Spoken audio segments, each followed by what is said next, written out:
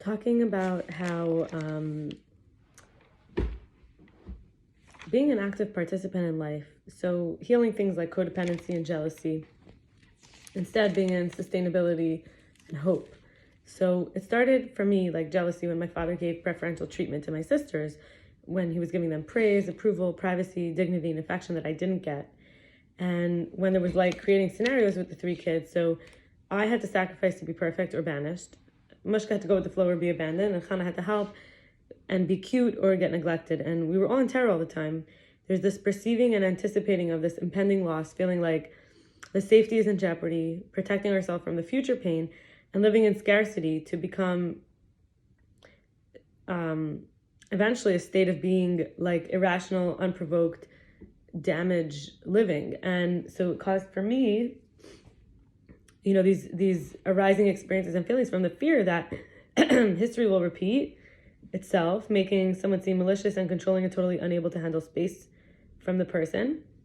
Feeling suffocated which exacerbates the anxiety and toxicity, and the jealousy manifests as suffering and requires help and support to overcome through understanding. So some of the issues are things like emotional instability, obsessive thoughts, intrusive questions, dependency, suspicion, trust issues, possessiveness, anxiety and insecurity, low self-esteem, fear of abandonment, inadequacy, inferiority, over-criticizing, neuroticism, and triangulation. And hand in hand with jealousy is codependency. The healing is I can rely on myself and I'm not to blame for anything outside of me. So I was born needing to help, but I tried to hide it. God gave me all I needed, and care of God happened through parents, teachers, and caregivers. But I had this fear I was going to be abandoned or lose resources. And so I treated people and reliable supports like objects, feeling I have to stay desirable and exciting to be their dream and ideal so that I could survive. And in secure attachment, my power and agency is no less, no more. When I trick people constantly into wanting me around, but also feeling resentful of them because I wish I could be my real self, I end up thinking I don't matter, my development doesn't matter, my needs and feelings don't matter, but I project that on others so that I can practice rebelling against these feelings when it doesn't feel safe to see it in my own self, that I don't like myself for my company or my style. And when I want permission from others to have my own boundaries, needing them to understand from my perspective, I then invalidate my own self, and also I'm denying that I'm being used in hostage to glamorize other people's good qualities so I don't have to accept that I'm feeling not worthy of real love. And the intensity fits into, there's this idea, not just sitting, to be in participation of life. We have, in the Buddhist culture, they say Buddha, but, I'm Jewish, so I'm saying the word Moshe. Whether we're standing, lying down, or walking, we should also be meditating on God. We say it in the Shema every day. On the way, in the house, standing, lying down. And we have to embrace, not just when we're sitting in a we say, we're going to do a sit together, like a meditation. But we can embrace with stillness and calm, accepting the moment the way it is and how we're showing up as we are in the moment, resting in balance in the midst of chaos. And the heart is a home of spaciousness. We can abide in peace, even in agitation. The intensity fits into the moment, and every moment will have its contents. We are the parent of our actions and the fruits of those that are born. Deeply for others without being able to stop their suffering.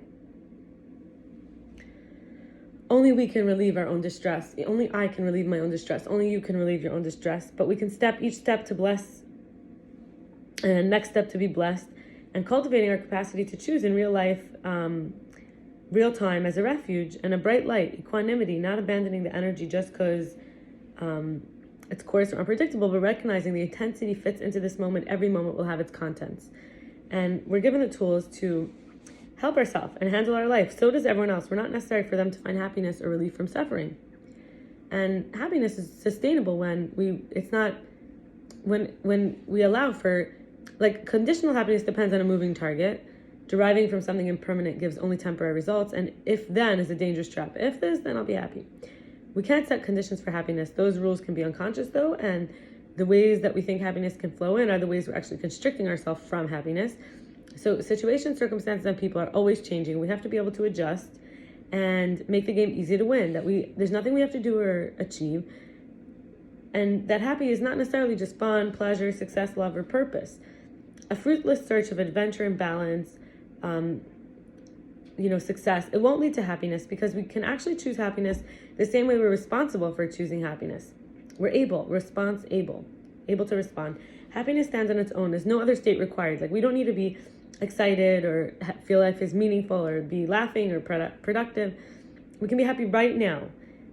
It doesn't need to exist in the past or future. When we realize we're able to be happy, we're worthy of happiness, the only time that's real is now. So real happiness is only now, and that we're worthy of happiness no matter what. Tomorrow only exists in our imagination, and yesterday's a memory.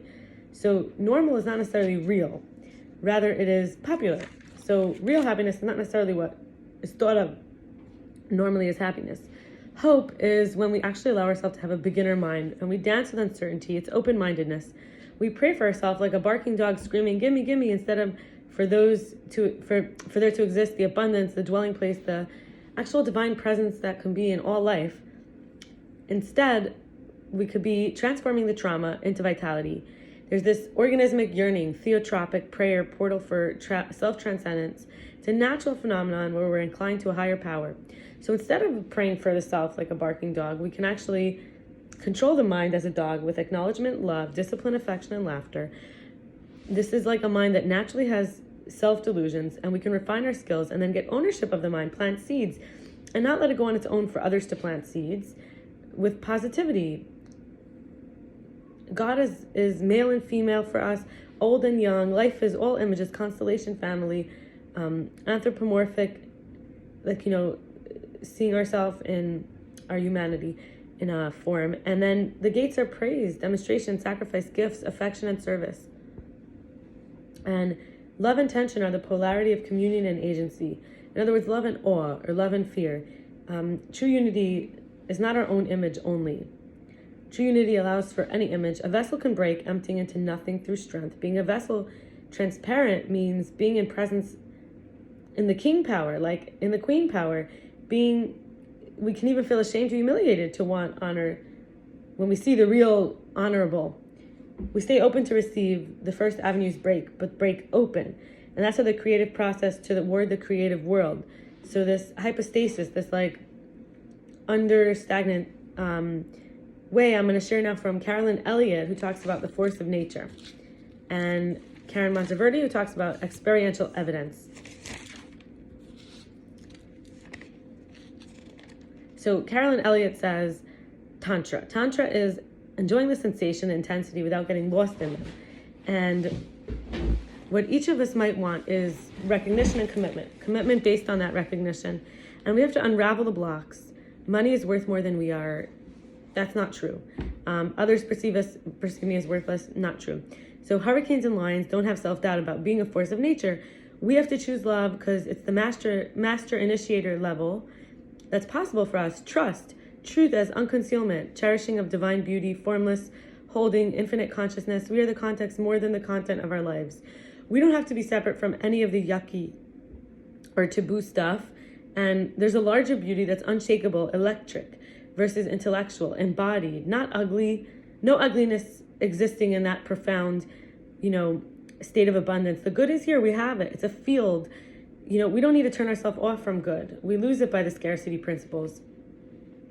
We are the context more than the content of our life. We don't have to be separate from anything.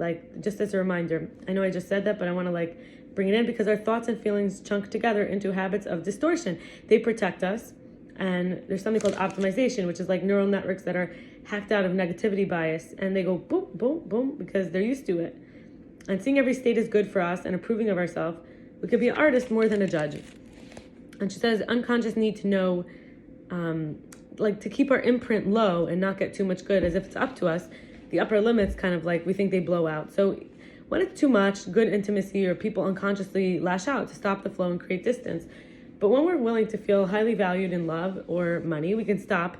If we're willing to feel highly valued in both, in other words, stopping defending the ego's identification with lack and impending doom concept because I'm whole and wondrous and valuable. And anytime I feel most horrible, check if anything recently felt amazing or valuing. This could trigger tend and befriend, clingy and controlling. In other words, trying to get connected and from a sad, low place instead of taking up the space, right? We're trying to appease others. We're never upset for the reason we think. And for example, this is a practice of re-examining the belief system. So it wasn't quite working out for me, the beliefs-wise commitments that auto-directed into a previously encountered options pathway. Even if it's not the most efficient or correct, it was what I was used to. So that's, am I worthless? Am I valuable simply because I exist? Is my life with a reason just within myself? Is it enough to have a moment-by-moment purpose? So then I want to share from Carolyn Monteverdi about experiential evidence, which is about being an active participant as well. There's event, there's reaction, and then there's belief about the event. So, for example, a challenge, we rise to the occasion, and then we say, I'm capable of handling challenges. When we project our mental architecture onto every perceived screen of reality, we would call that a reaction.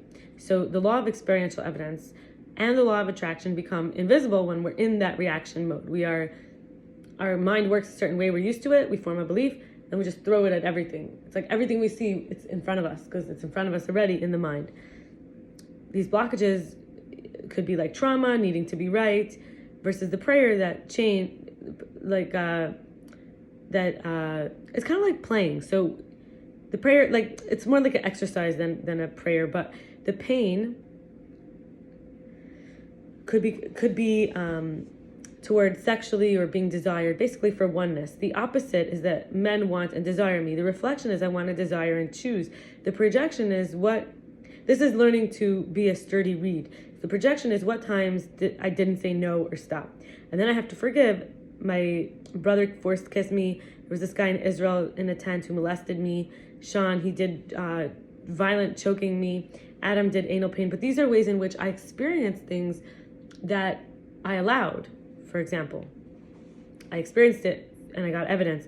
And I had beliefs that I wasn't allowed to say no. So this is like the players change, but the feelings and experiences repeat, that someone's violating me, right? Or Avi, this young guy, he hit my head with his penis. Binyamin, I felt forced to give him sex and blowjobs. Alex, he humiliated me and caused me neck pain. And then Matt forced me to have sex and blowjobs with him. So I'm sorry for the crudeness, but this is just what happened in the past.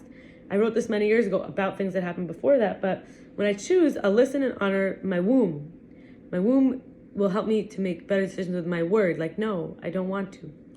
And when we learn from our mistakes, we get evidence from our experiences, we grieve for the inability to protect ourselves in the past. It sets us free to protect ourselves from now on. And that it is to be experiencing an active participant. Okay, be well, bye.